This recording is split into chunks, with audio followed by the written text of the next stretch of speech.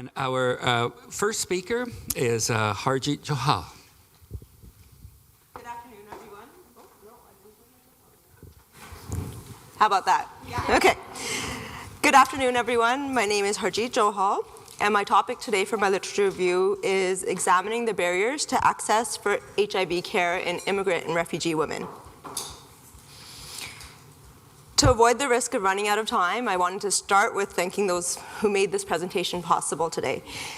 That includes the University of Victoria faculty, Kathy Worthington, Victoria Barr, and my second reader, Jeff Redding, all of the staff at the Fraser Health Authority, my fellow classmates, all of you, and last but certainly not least, my husband, my friends, and my family, some of whom are in the audience today. I'll start by explaining why I chose my topic for the literature review. I was very fortunate to have a diverse practicum experience within the Fraser Health Authority. The first half of my practicum involved working with the public health nurses at the blood-borne sexually transmitted infections unit, and the second half was learning from the Stop HIV/AIDS program coordinators. Through this combination of frontline experience and leadership experience, I learned about key populations that have been identified as a priority for HIV research, policy, and programming. I chose to focus on immigrant and refugee women because working to improve health equity for these women is an area that I have been passionate about for many years.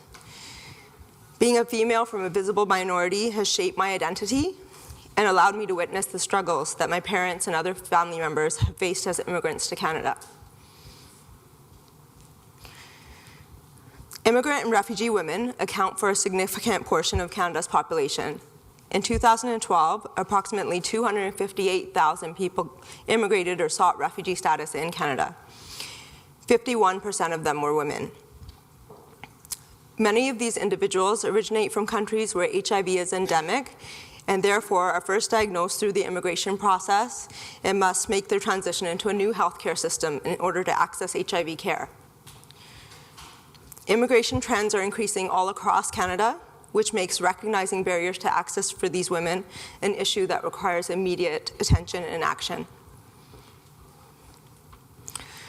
The purpose of the literature review was to understand factors which constrain healthcare access for HIV-positive immigrant and refugee women. Once these barriers are identified, they can be addressed through culturally appropriate interventions and programs to reduce the inequities experienced by these women. The review was conducted by searching multiple databases such as CINAHL, Web of Science, PubMed, Summon, and Google Scholar. So over 40,000 articles were first retrieved using a variety of keywords that you can see on the screen here. And through the application of inclusion and exclusion criteria, the search was then limited to 30 peer-reviewed scholarly articles that were published in the past 10 years.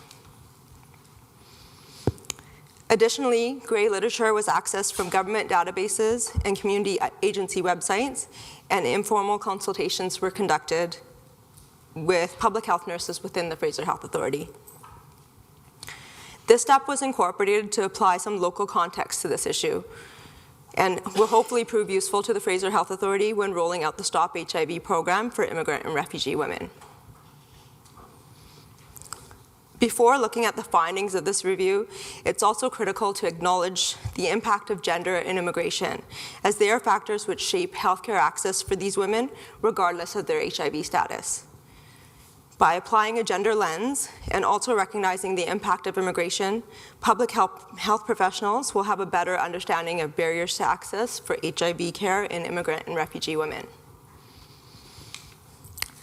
So according to the World Health Organization, gender refers to the socially constructed roles, behavior, activities, and attributes that a particular society considers appropriate for men and women. And these differences can lead to inequalities and inequities in health status and access to health care. Although the extent of how gender impacts norms can vary between cultures, typically the common thread for women around the world is an imbalance of power which shapes many aspects of their lives. When applying a gender lens to the study of barriers to HIV care, researchers can dig beyond the differences between men and women and instead analyze gender as a determinant of health. Immigrant and refugee women are additionally impacted from factors that result from migration and acculturation. Although there is literature which supports the concept of the healthy immigrant effect, there are some subgroups who are at greater risk of adverse outcomes due to their culture, country of origin, and health status. Refugees often experience additional stressors, such as living in war-torn countries, abuse, and the trauma of fleeing their homes, which makes timely access for this marginalized group even more pertinent. The following is a model that is a visual depiction of the findings from the literature review.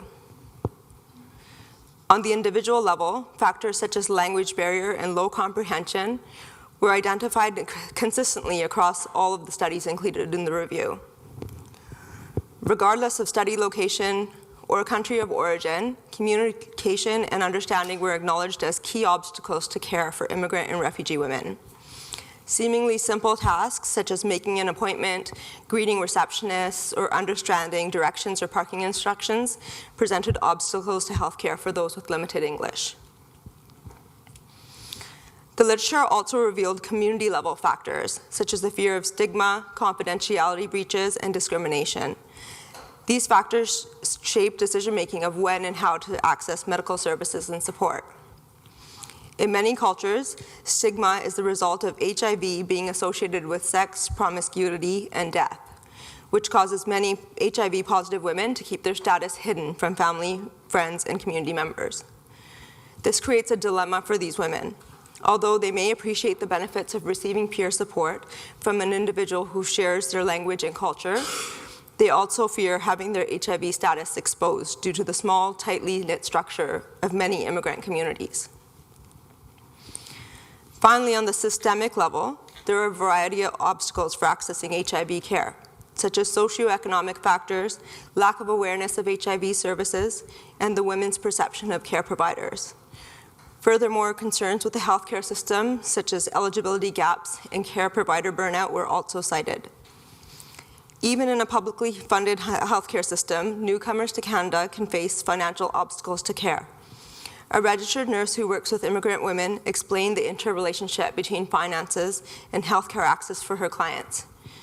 She said, "When women have to choose between putting food on the table for their children and paying for a taxi to get to their specialist appointment, their choice is not really a choice.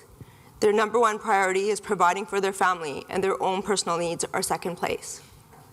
I thought this was a perfect real-life example of how the barriers often overlap and create additional challenges for these women.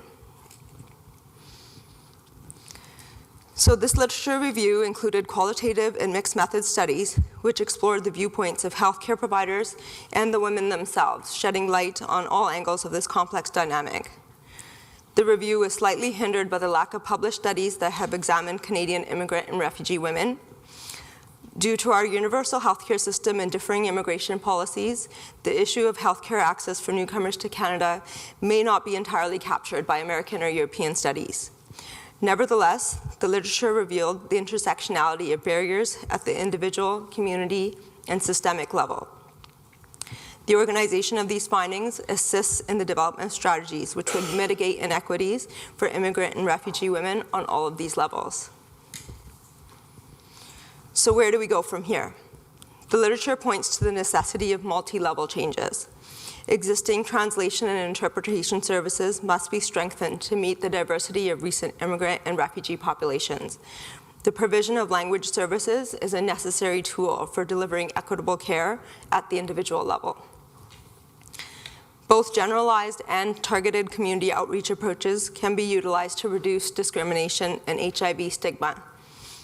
Health authorities can partner with community-based organizations and multicultural media programming in order to deliver health promotion information that stresses the importance of early diagnosis and access to care. Systemic changes to healthcare delivery are also necessary. By incorporating a case management approach, healthcare providers can deliver holistic HIV care. In this way, socioeconomic factors, physical concerns, and cultural barriers can be resolved simultaneously, rather than one barrier taking precedence over others. Finally, there is a need for further research into gender-specific programming for HIV-positive women. Community-based participatory research would give immigrant and refugee women a voice in their care.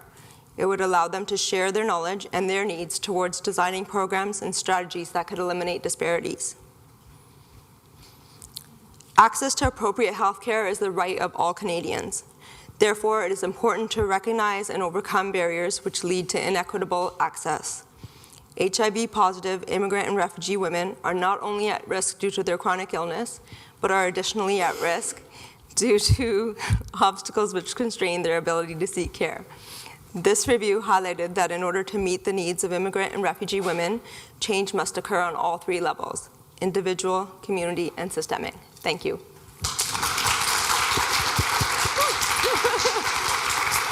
Good. So do we have any questions? Kathy is now being filled. Come on, don't be shy. And while we're waiting, just before I introduce the next speaker, I just want to remind folks who are watching online that if they would like to send us a note, let us know how the show is going. We would much appreciate that. You can send us an email or a Twitter note or check us out on Facebook. Shall, no one's got one? If no one's, oh. Sorry. Good. That's okay. It's more of a comment. That was great, Harj. Thanks, Cheryl. I was looking at the surveillance data for HIV infection and heterosexual as an exposure category being the second highest right now, and largely attributed to immigrant populations. That's right, yep. So I think this is very, very important work that you're doing, and yeah, hopefully you're going to build on that. Thank you. I hope so. Yeah, very good. Thank you. Thank you for that, Cheryl.